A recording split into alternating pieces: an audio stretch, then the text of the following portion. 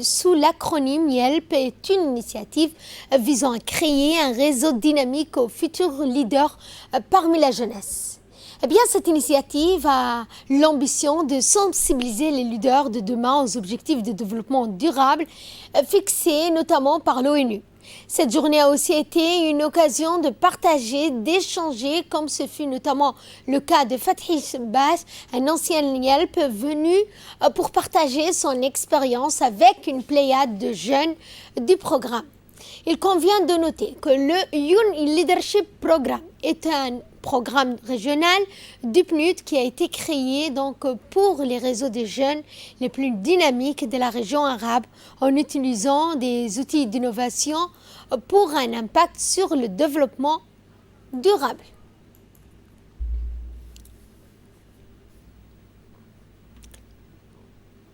Dans son intervention, la représentante du PNUD à Djibouti, Mme Fatma El-Cheikh, a précisé dans ses mots que les jeunes des pays arabes sont confrontés à de nombreux défis liés à l'intégration économique, politique et sociale. La mission de YELP est d'investir dans les jeunes, surtout les femmes et les hommes de cette région, afin de libérer leur potentiel pour devenir des innovateurs sociaux, des leaders, des penseurs et une force puissante du changement dans leur communauté, leur pays et la région en général. YELP fournit aux jeunes des outils nécessaires pour développer leurs propres solutions uniques et innovantes afin de relever les défis de la vie réelle et de faire avancer l'agenda 2030 et ses 17 objectifs. Et quant au secrétaire d'État à la jeunesse et au sport, il a précisé que cette initiative sera une opportunité pour la jeunesse. Que ce genre de programme se réalise à Djibouti et c'est une fierté aussi pour la République de Djibouti. Je voudrais d'emblée faire référence à un passage du président de la République lors de la cérémonie de la jeunesse au Palais du Peuple. Il avait dit « On a longtemps travaillé pour la jeunesse, mais il est temps de travailler avec la jeunesse. » Et je pense que c'est dans ce contexte que les membres du gouvernement, tous les départements ministériels et ONG œuvrent dans ce sens pour offrir à la jeunesse tout ce dont ils ont besoin et de les faire participer. Parce qu'avant, ils étaient acteurs, pas acteurs, mais ils étaient attentifs à ce que nous sommes en train de faire.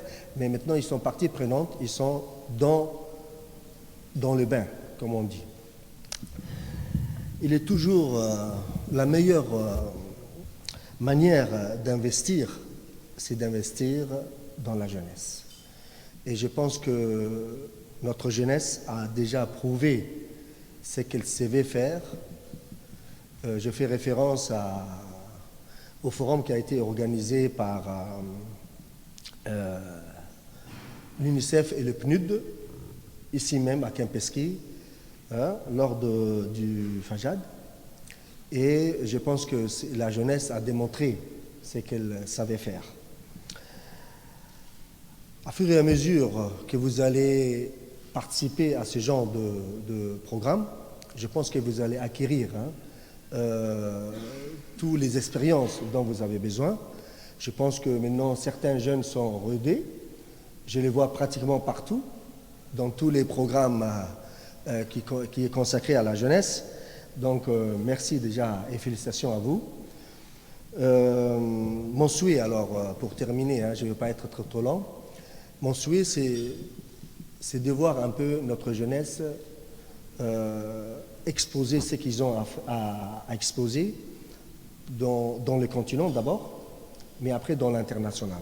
Je sais que c'est un concours que vous êtes en train de faire maintenant et ce serait toujours un honneur pour la République de Djibouti de voir un de ses fils ou de ses filles qui vont un peu concourir dans l'international. Et quant au ministre des Finances, Ilyas Moussa Damallé, a remercié en quelques mots le PNUD pour cette initiative.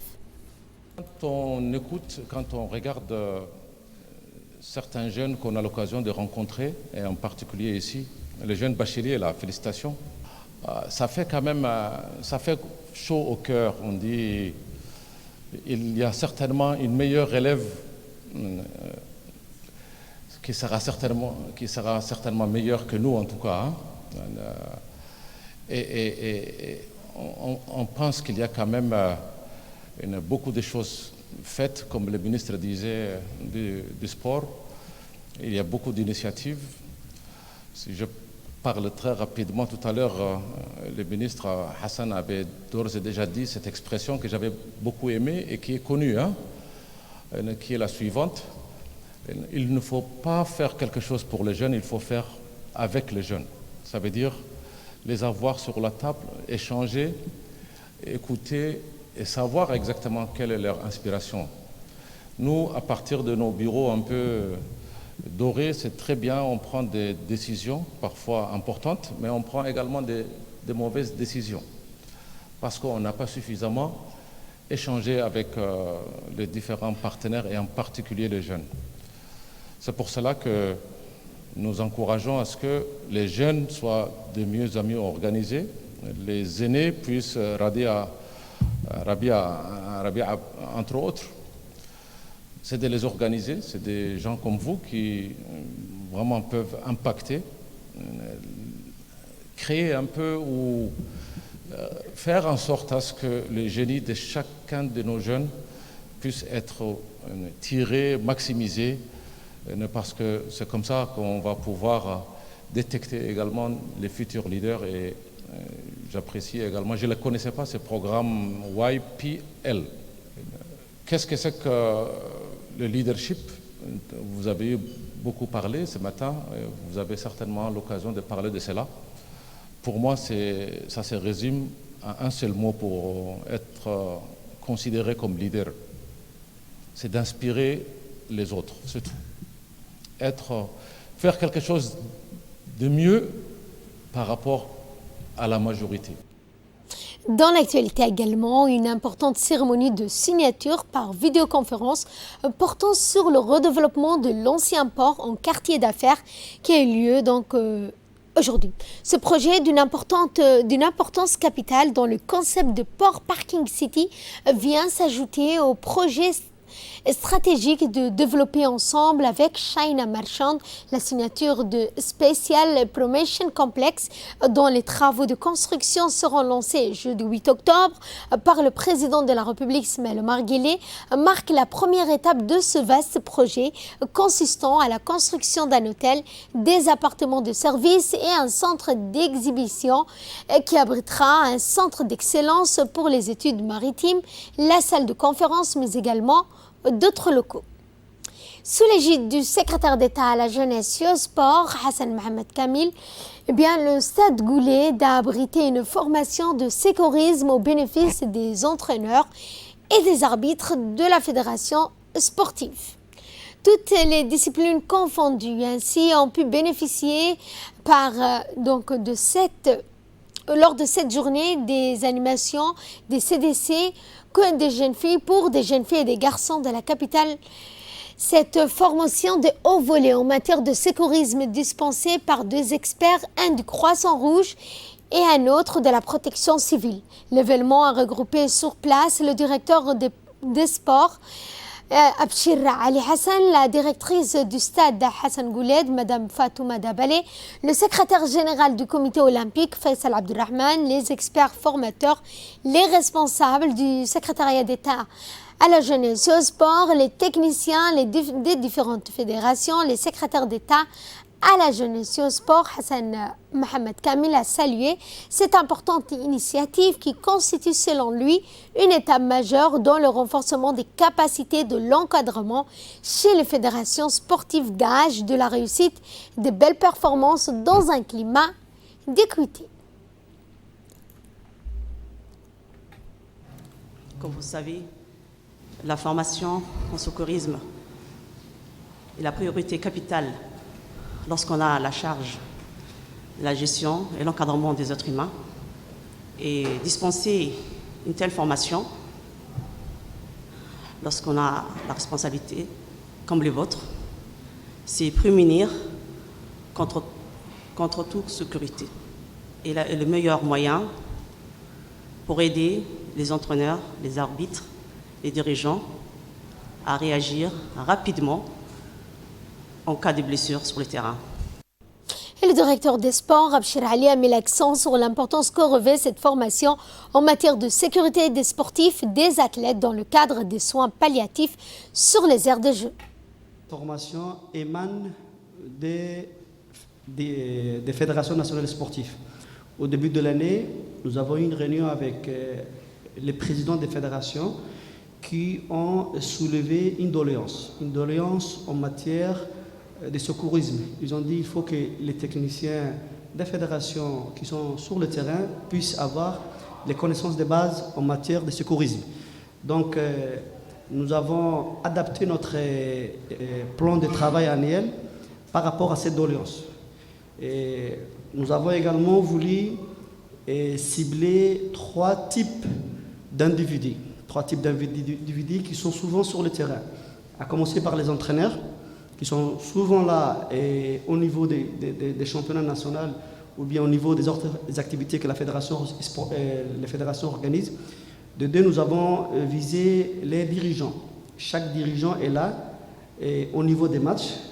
Nous avons également visé les juges arbitres et aussi les arbitres. Donc ces trois types d'individus qui sont souvent présents sur le terrain doivent avoir les connaissances de base en matière de soins, en matière de conduite à tenir face à une blessure ou bien un accident. 3 premières minutes en matière d'intervention médicale est très importante. Vous avez une blessure, par exemple, au niveau du rachis ou bien au niveau de la colonne vertébrale. Donc si les gens qui sont sur place ne prennent pas les bonnes décisions ou bien n'adoptent pas les bons comportements, donc il se peut que cette personne et sa blessure s'aggrave. Donc en attendant l'arrivée des experts médicaux, en attendant l'arrivée des SMIR ou bien des médecins, l'idéal serait que chacun de nous ici présents puisse avoir les connaissances de base en matière d'intervention sur une blessure qui peut intervenir à tout moment. Donc les conduites à tenir, comment il faudra mettre en place, comment il faut les traiter sur place. Donc les 2-3 premières minutes sont très importantes. C'est pourquoi nous avons jugé utile et nécessaire de vous donner les connaissances de base en matière de secourisme et particulièrement les conduites à tenir face à des blessures ou bien des accidents qui peuvent intervenir à tout moment. Les directeurs ou bien les animateurs des centres de développement communautaire, parce que dans les centres de développement communautaire, nous avons la fréquentation d'une population très jeune, très importante, qui sont très agités, qui débordent d'énergie et souvent ça peut arriver des blessures. Donc là aussi, il faudra que les animateurs et les directeurs des CDC ici présents puissent aussi avoir les connaissances de base pour intervenir en urgence. En étroite collaboration sur ces projets de formation avec la Croix-Rouge et la protection civile. Donc cette formation s'étale sur 2 jours. Ici, c'est les premiers jours. Donc nous avons un expert de la Croix-Rouge qui va vous montrer et partager avec vous les connaissances de base dans ce domaine. Et demain, Inch'Allah, nous aurons un expert de la protection civile qui va aussi compléter les connaissances que l'expert de la Croix-Rouge va nous transmettre. Et la présidente de Tekball de Djibouti, Mme Madina Saïd, a réceptionné un don de table de Tekball octroyé par la Fédération internationale de Tekball. La cérémonie a eu lieu au complexe sportif féminin et a vu la participation de la directrice du complexe sportif, Mme Fatouma Jama, et d'autres responsables des membres de cette fédération djiboutienne de Tekball. La mission conjointe du ministère chargé de la décentralisation et celui des affaires sociales et des solidarités poursuit sa campagne de sensibilisation autour du programme intégré de transfert monétaire et de développement du capital humain, laquelle vise les leaders communautaires et les représentants des ménages ciblés. Aussi, après le site de regroupement de Galina dans la sous-préfecture du lac Assal, dans la région de Tadjoura, ce fut au tour ce jeudi d'Adhalou, de la sous-préfecture de Mouloud, en région de Dikil, de recevoir la visite de cette mission conjointe conduite par le directeur de la décentralisation et de la déconcentration, Youssouf Abdallah. Il y a lieu de rappeler que la sous-préfecture de Mouloud regroupe 221 familles vulnérables. Nous sommes juste pour voir un peu comment ça se passe. Il y a eu déjà deux virements pour la population. Donc nous sommes en train de voir un peu comment est-ce que ça a été perçu, qu'est-ce qu'ils ont fait avec, comment ça se passe. Donc c'est réellement une prise de contact et voir où est-ce qu'on en est. Donc nous sommes là pour les écouter. Donc à Dada Halou, c'est juste un site de regroupement, donc c'est pas juste les gens de Dada Halou. Nous sommes là avec, je pense, toutes les localités qui sont autour de Dada Halou. Les services déconcentrés sont aussi également présents. Et c'est une occasion pour la population de Dada Halou et de Mouloud et des alentours de parler un peu et d'avoir accès à tous les représentants des services techniques déconcentrés. Donc nous sommes là pour les écouter, pour les entendre, mais aussi bien sûr pour essayer de donner des réponses à ceux qui nous posent des questions. Quand il s'agit de la décentralisation, effectivement c'est le travail numéro 1, donc c'est ça notre objectif. Comment faire en sorte que chaque Djiboutien, où qu'il se trouve, où qu'il habite, trouve accès facilement. Il est l'heure à présent de retrouver l'appel de la prière d'Al-Asr. On se retrouve tout de suite après. إن الصلاة كانت على المؤمنين كتابا موقوتا.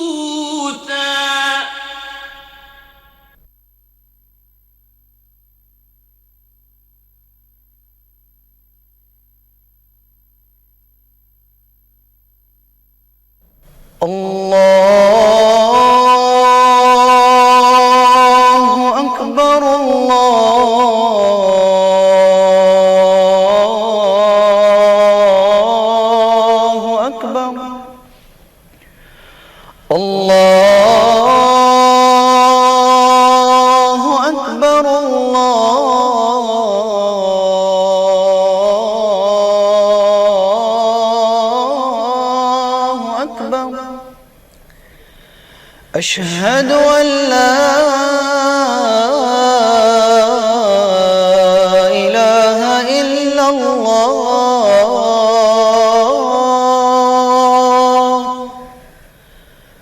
أشهد أن لا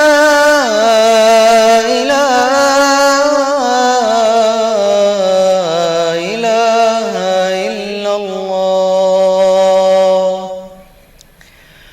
أشهد أن محمد رسول الله.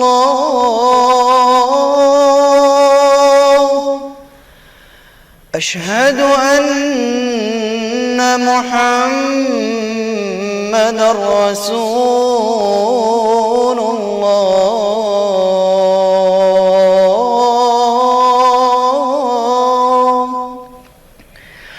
حي على الصلاة.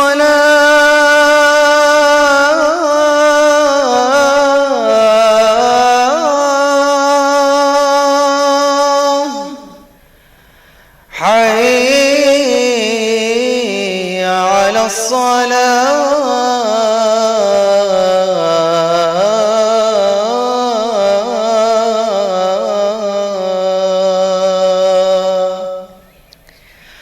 حي على الفلاح.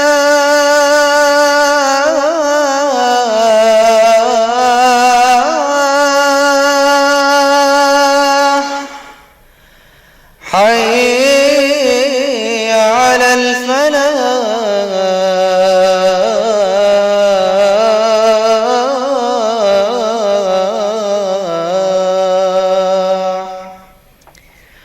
الله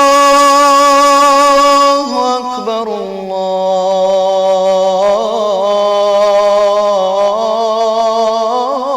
الله أكبر. لا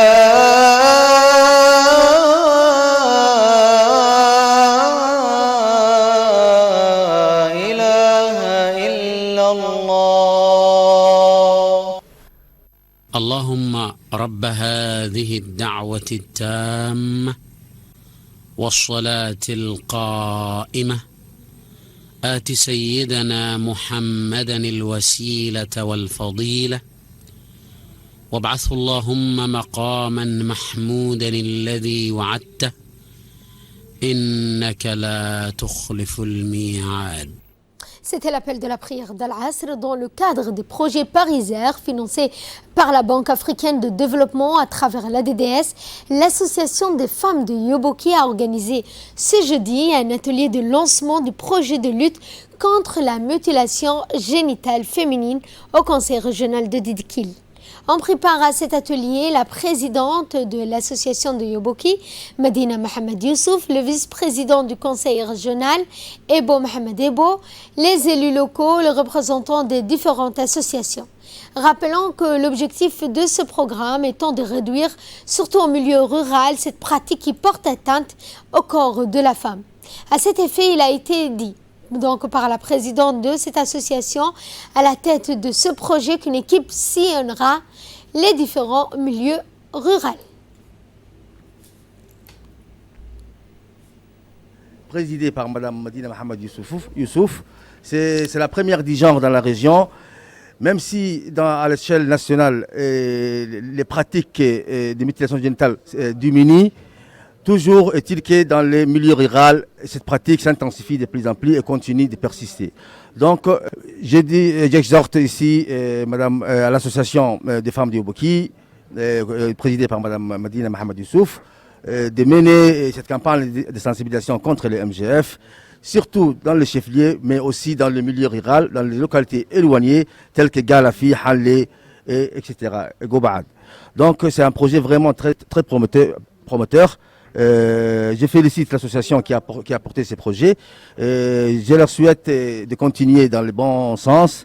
Je pense que le projet aura ses fruits et va sensibiliser un nombre important de personnes résidant dans la région de Didikil.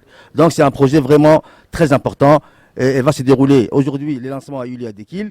Dans les prochains jours, il y aura des conférences, débats qui vont se dérouler dans Yoboki, Assaïla et Mouloud. Et des plaidoyers de sensibilisation également vont se tenir dans les milieux ruraux les plus éloignés. Et direction au Bakou, le président du conseil régional Mohamed Ahmed s'est déplacé hier dans la localité de Lahassa pour une mission de sensibilisation pour l'inscription massive des élèves à l'école. Sur place, la mission fut accueillie par les sages de la localité, à leur tête M. Mola Brhan.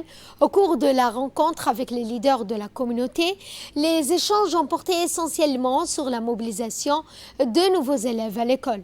Il faut partir donc du constat que l'effectif des élèves inscrits actuellement étant très faible en milieu rural. Et à l'issue de la réunion avec la mission, s'est rendu au forage de Bossali, distant de 13 km, où ils ont pu voir d'autres enfants. Le président du conseil régional de Bok a, dans une déclaration faite, étant satisfait de la rencontre avec les sages et a exprimé son optimisme quant à l'avenir de cette école. Tourner à la Hassa pour parler de la problématique qui concerne l'éducation. Comme le disait si bien le notable, aujourd'hui nous avons tenu une réunion à la Hassa et actuellement où je parle, nous sommes sur le forage de Bossali pour venir voir de notre visu les enfants et la population qui se trouve ici. L'école de la Hassa a donc un effectif qui est donc insignifiant par rapport à avant. Et nous avons voulu remédier à ça en venant écouter la population pour les écouter et voir vraiment quels sont les problèmes que la communauté rencontre pour la mobilisation des enfants donc, de l'école de la Hassa. On a beaucoup discuté, les discussions ont été franches. Comme je le disais, la population a été claire avec nous et la volonté est là d'amener les enfants à l'école, mais comme vous le savez, au milieu rural, les enfants sont un peu éparpillés et d'où l'idée de voir comment donc, on peut donc, ramener ces enfants. Donc cette sensibilisation que nous commençons aujourd'hui, nous allons Inch'Allah continuer dans les autres localités où les effectifs des enfants sont bas. Et pour la Hassa, je suis confiant à l'issue des discussions que nous avons eues avec la population, donc à la Hassa même, et là ici donc, où je me trouve donc, au forage à Bossali, nous allons tout faire pour que l'effectif de l'école de la Hassa donc, soit en hausse et que vraiment donc, cette école retrouve son aura d'antan. Notre mission, c'est donc essayer de voir la communauté, de les sensibiliser et de ramener les enfants vers cette école-là. Donc, Inch'Allah, nous avons eu beaucoup de promesses. La population s'est engagée. Nous aussi, on s'est engagés. Je remercie ici le ministère de l'Éducation nationale qui fait beaucoup d'efforts pour nous appuyer à augmenter les enfants à l'école. Et Inch'Allah, on aura de très bonnes nouvelles. Une nécrologie, nous avons appris avec regret le décès de feu président de la société civile, M. Ismail Saïd. Natif de la région d'Ali Sabieh, Ismail Cher Saïd, président de la société civile, est décédé hier dans un accident de voiture. Suite au décès, le ministre de la Communication chargé des postes de télécommunications, Redouane Abdillahi Bahdon, le préfet de la région, Moussa Adan Migane, le président du conseil régional, Omar Ahmed Ouaes, le parlementaire de la région, les Okal, les chefs coutumiers de la région adressent leurs condoléances à la famille et prient le tout miséricordieux de l'accueillir dans son paradis éternel. Inna lillahi wa inna ilayhi raji'un.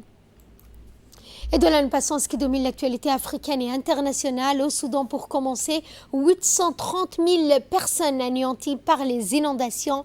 Les derniers chiffres annoncés par les Nations Unies montrent à quel point les intempéries ont été dévastatrices. Depuis mi-juillet, 166 000 habitations ont été détruites ou endommagées par les pluies diluviennes. Les personnes les plus impactées sont concentrées dans les 5 des 8 États du Soudan, Khartoum, Darfour Nord, Darfour Ouest, Nil Bleu et Sennar. Selon la défense civile soudanaise, 124 personnes sont décédées et 54 autres ont été blessées dans les inondations.